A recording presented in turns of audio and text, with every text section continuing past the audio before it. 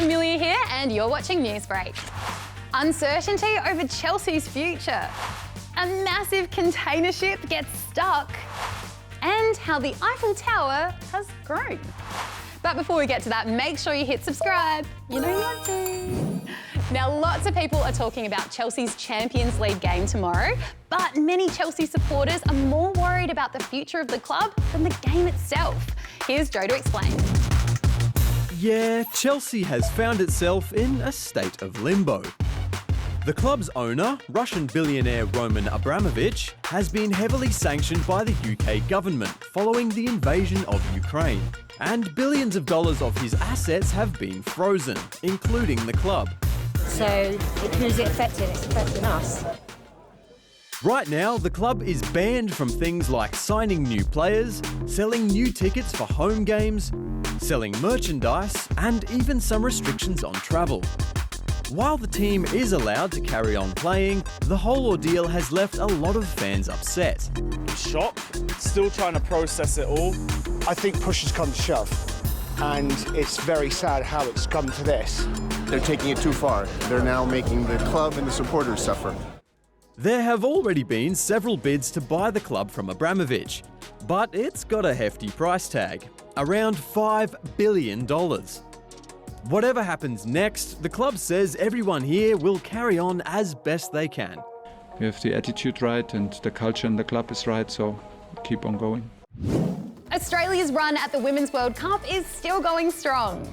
The Aussies defeated the West Indies by 7 wickets yesterday. They only had to chase down 132 and Rachel Haynes, the tournament's leading scorer, led the way with an unbeaten 83. Australia's 4 wins from 4 so far and play India on Saturday. A massive container ship has run aground in the US. If this sounds or looks familiar to you, yeah, that's because the same thing happened to the same company a year ago. Back then, the Evergiven blocked one of the world's busiest waterways, the Suez Canal. Luckily, the US Coast Guard says this one, called Ever Forward, is not blocking anyone else. More than 3 million refugees have left Ukraine since Russia's invasion of the country. And now more and more people are offering up their homes to help. Here's Nat. Ukrainians are being welcomed with open arms at this school near Naples in Italy, singing peace songs and waving Ukrainian and Italian flags. These kids had to leave their pets behind, so the school gave them pet goldfish to help them feel a bit more at home, as well as a special back-to-school pack. Just down the road at another school, more Ukrainian kids are being welcomed, but instead of fish, with this basket of plants. You will look after this plant as we will look after you for the time you are with us. Other countries will soon be welcoming a lot more people too. More than 100,000 people in Britain have already offered up their homes to refugees after the government announced its Homes for Ukraine scheme. The scheme will allow Ukrainians with no family ties to the UK to be sponsored by individuals or organisations who can offer them a home. There will be no limit to the number of Ukrainians who can benefit from this scheme. But not everyone in need of shelter has left Ukraine. In Kharkiv, a local raccoon café, yes, that is a cafe with raccoons in it, is helping house residents who don't have anywhere to go. And the raccoons, at least, don't seem to mind too much. Let's finish up today by heading to the city of love, baguettes, croissants and berets. We're heading to Paris. Oui, oui.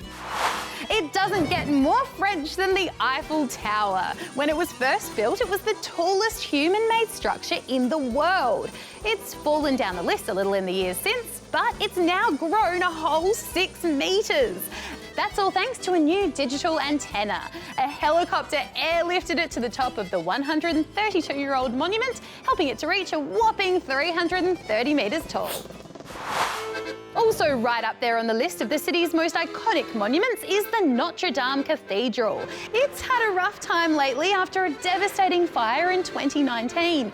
But now archaeologists have uncovered something pretty special while working on reconstruction. An ancient lead sarcophagus. They say it probably belonged to a high dignitary and could date all the way back to the 14th century. Okay, I'll admit it, pandas aren't very Parisy, but Parisian. which is why we're actually a few hundred k's south of Paris at France's Beauval Zoo. At 7 months old, these twin baby pandas have finally been allowed into their outside enclosure for the first time. And didn't they just love it? Yeah, panda, I wouldn't eat that either. It's all about baguettes for me. Well, that's it for today, but don't you worry, we'll be back with more news for you tomorrow. Catch you then. And don't forget to subscribe.